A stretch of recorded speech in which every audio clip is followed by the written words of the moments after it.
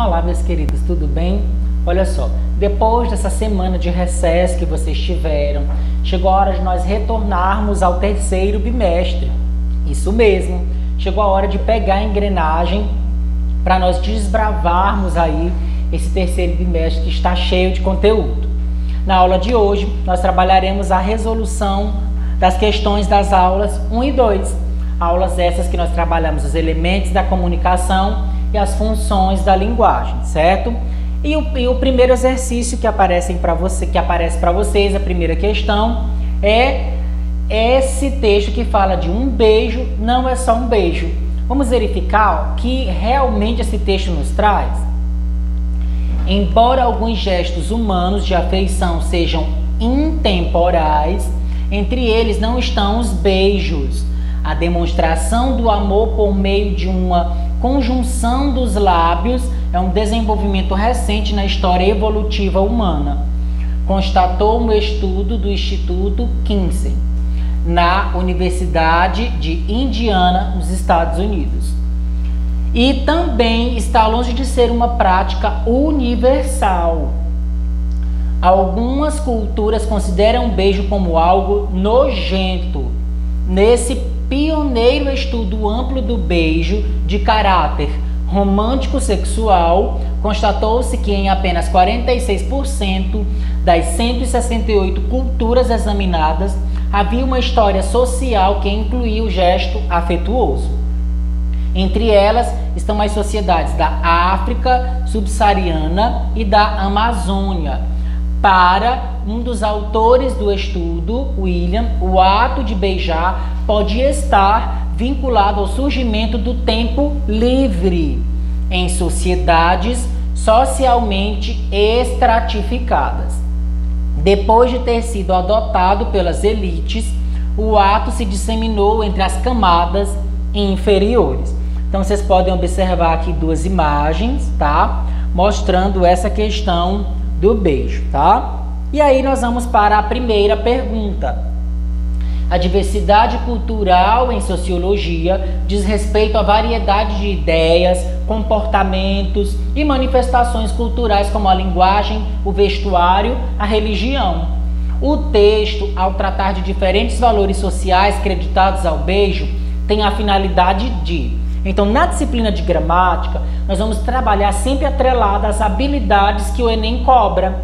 O Enem não cobra somente quando você faz uma inferência textual, quando você faz uma compreensão, uma interpretação. Ele realmente está trabalhando tudo isso também dentro da proposta textual de redação. O que meu candidato conseguiu compreender, qual foi o recorte, organização de ideias que ele conseguiu estabelecer a partir do que leu. Então é muito interessante e importante que você esteja atento às opções.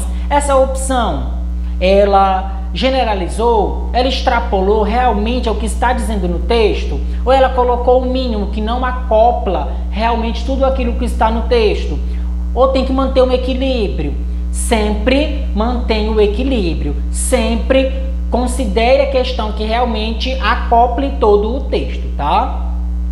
Letra A, olha só as alternativas. Revelar as impressões pessoais do enunciador. Opa, eu posso até parar aqui. Em nenhum momento ele falou sobre impressões pessoais, de forma nenhuma. Ele fez uma pesquisa e ele foi estudando realmente o geral de cada uma das vertentes que tinha com relação ao beijo. Para quem esse gesto de afeto seria nojento e típico das camadas inferiores. Opa, então descartem a letra A, tá? Concluir que as culturas examinadas pela pesquisa não dispõem de uma palavra específica para nomear a conjunção dos lábios de caráter romântico sexual. Muito pelo contrário.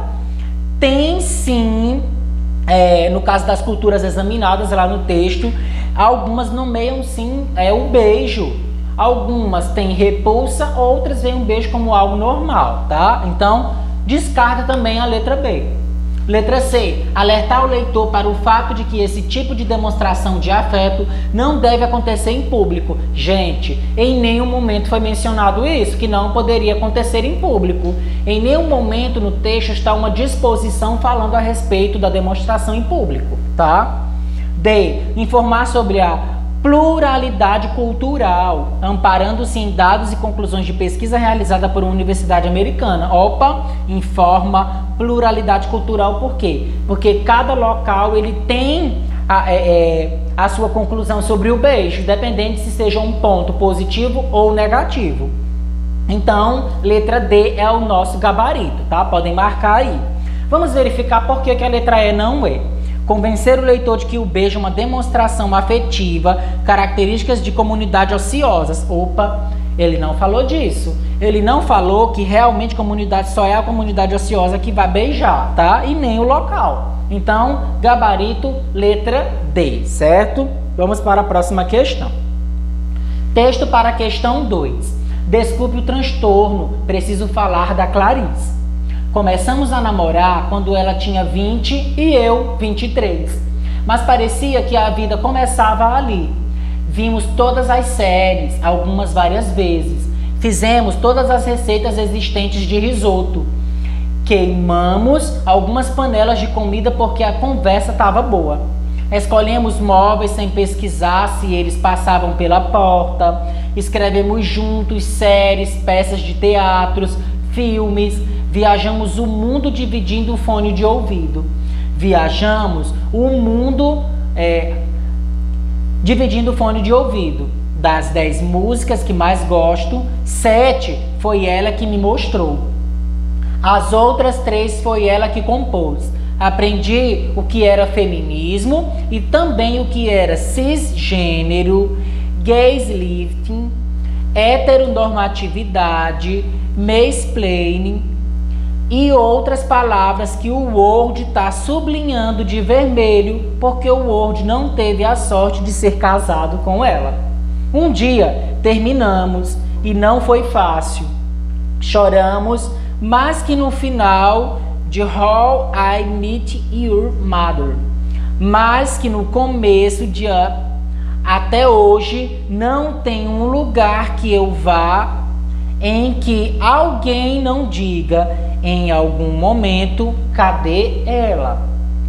Parece que para sempre ela vai fazer falta, tá? Um texto muito lindo. E aí faz-se a seguinte pergunta: as memórias que o autor compartilha com os leitores são apresentadas sobre a ótica de seus sentimentos, como é comum na função emotiva, conforme nós vimos na aula anterior. No texto, o efeito de valorização da subjetividade foi obtida principalmente por causa, ou seja, quando se fala de subjetividade, nós estamos falando da função emotiva, porque cada pessoa vai ter a sua sentimentalidade por algo ou alguém de uma forma diferente. Da escolha de expressões coloquiais como "tava boa" e "tá sublinhando", indícios do desprezo do autor pelas formas linguísticas mais prestigiadas? Não, em nenhum momento aqui está fazendo indício de desprezo, tá? Letra B. Do emprego da primeira pessoa do discurso, especialmente a primeira do plural, recurso de linguagem mais adequado para expressar com objetividade a racionalidade do autor. Nem sempre. Então tem que ter muito cuidado, porque ele coloca a primeira pessoa do plural e ele fala sobre objetividade, tá? Então nós temos aí 2 pontos contraditórios na letra B e ela não pode ser a alternativa correta. C. Da referência das preferências culturais do autor, comida, filmes e séries, numa tentativa explícita de enaltecimento de sua personalidade. Em nenhum momento ele está se enaltecendo. Então, a letra C, ela realmente está com um desvio muito grande daquilo que foi apresentado dentro do texto. Da presença de expressões como "não foi fácil" ou "ela vai fazer falta", reveladoras de percepções íntimas do enunciador. Então, podem marcar a letra D, porque ela é a alternativa correta, tá? E aqui mostra a questão da preferência por expressões estrangeiras, que não tem nada a ver com subjetividade, tá? Isso com relação ao que foi mencionado no texto. Texto para a questão 3. Paraolimpíada ou Paralimpíada? Complexo de vira-lata linguístico. O prefixo grego para, o mesmo que aparece em paranormal, paradidático ou parapsicologia, significa para além de ou ao lado de. O mesmo prefixo aparece com o sentido de defeito em nomes de distúrbios como paralexia, paraplegia ou paramnésia, entre outros. As noções de proximidade e de oposição também estão associadas a essa forma. Parágrafo, paradoxo, etc. Olimpíada, substantivo, e olímpico, adjetivo, recebem o prefixo dando origem aos termos Paraolimpíada e Paraolímpico, de onde vem então Paralimpíada e Paralímpico, sem o ou. Por ocasião do encerramento dos Jogos de Londres, em 2012, anunciou-se a realização dos Jogos Paralímpicos no Rio de Janeiro, em 2016. O então Comitê Paralímpico Brasileiro, CPB, decidiu criar uma corruptela do termo da língua portuguesa com o objetivo de alinhar a grafia da palavra à grafia do inglês. Dessa forma, intitulou-se Comitê Paralímpico Brasileiro.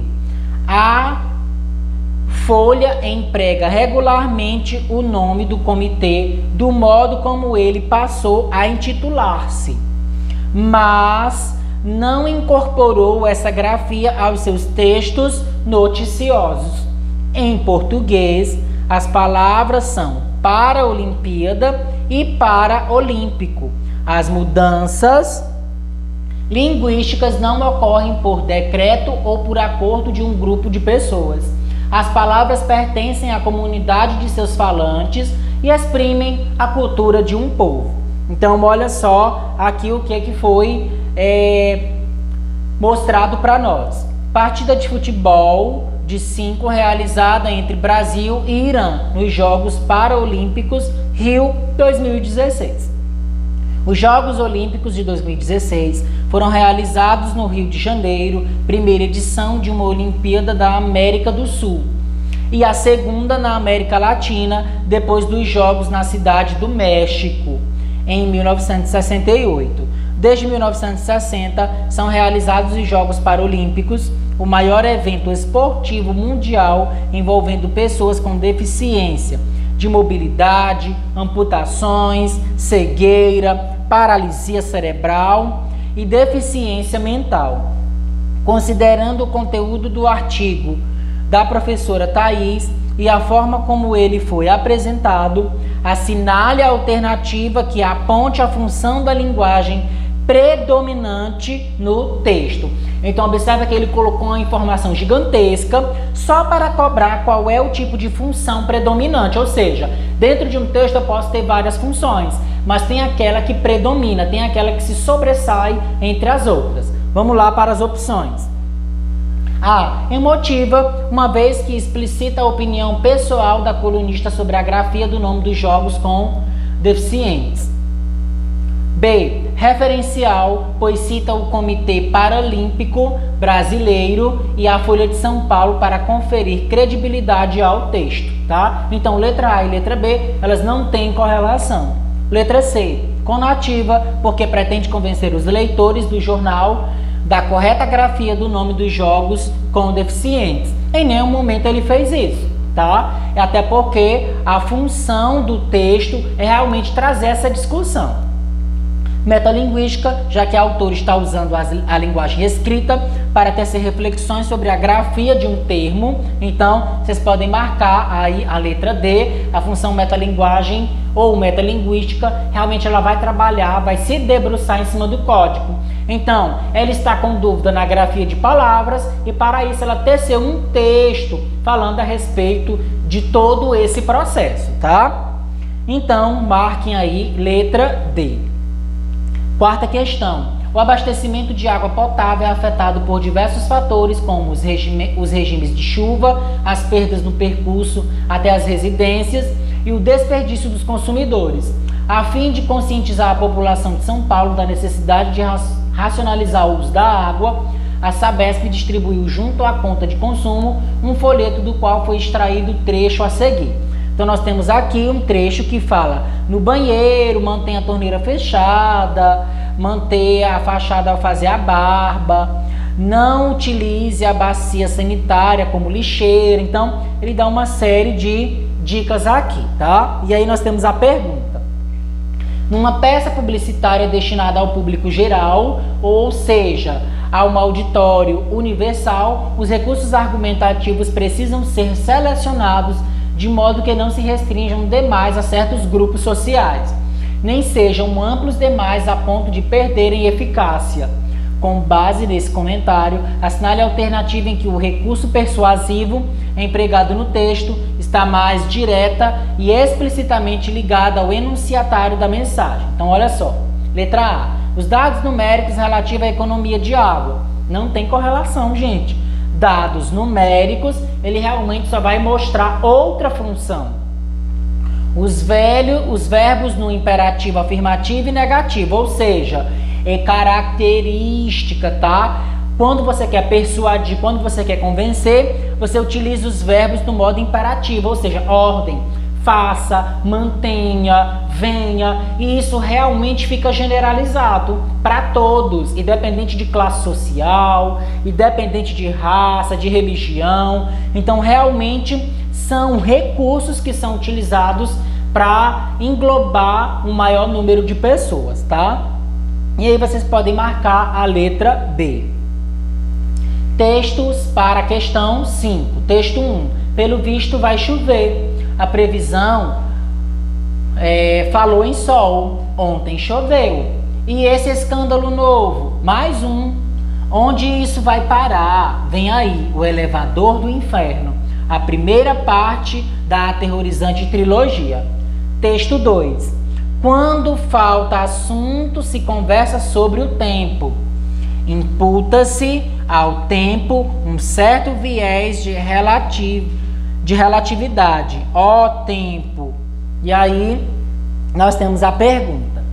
5. Em situações de interação social com pessoas desconhecidas ou com quem se tem pouca intimidade, entra em cena aquilo que se conhece como conversa para quebrar o gelo.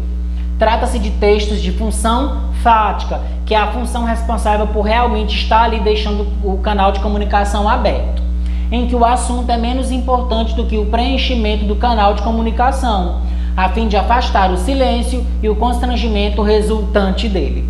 Considerando o conteúdo dos diálogos dos textos 1 e 2, que nós acabamos de realizar a leitura, assinale a alternativa que contém um comentário correto. A.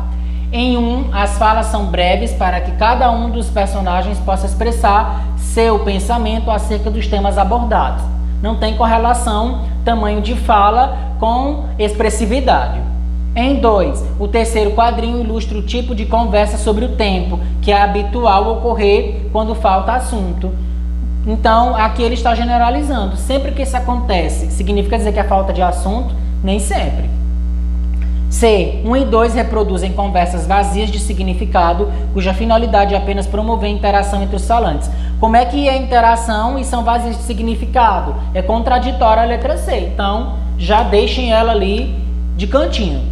D. 2. Representa a condição de falantes cultos que vencem a barreira do contato inicial e debatem temas complexos. Nada a ver, né, gente? Letra E. Ao abordar a relatividade e a inexorabilidade do tempo, 2 estabelece uma relação satírica com conversas como as de 1. Então, marquem aí a letra E, tá? Porque realmente, considerando o conteúdo e os diálogos que tem nos textos 1 e 2, o comentário é correto na alternativa E, certo? Nós temos aqui texto para a questão 6, nós temos o texto 1, tá? Que fala sobre a história de pagar pedágio, pedido, e aí vocês vão realizar a leitura. E nós temos o texto 2, que vai falar sobre a intervenção com tinta na marginal da Tietê em São Paulo, tá? Nada no Rio. E aí faz-se a pergunta: levando em consideração o plano de conteúdo e o plano de forma de cada um dos textos, texto 1 e texto 2, assinale a alternativa que analisa adequadamente a função da linguagem. Tá? Pode marcar a letra E. Em 1, a função poética está associada à seleção de palavras, essa preocupação. E em 2, a reunião de sentidos em um termo, nadar e nada. Tá? Então, aqui realmente tem um duplo sentido, tá? E aí você pode marcar a letra E, certo? Então, pessoal, por hoje é só. Espero que vocês tenham gostado. Acompanhe as redes sociais da Agenda Edu e até a próxima.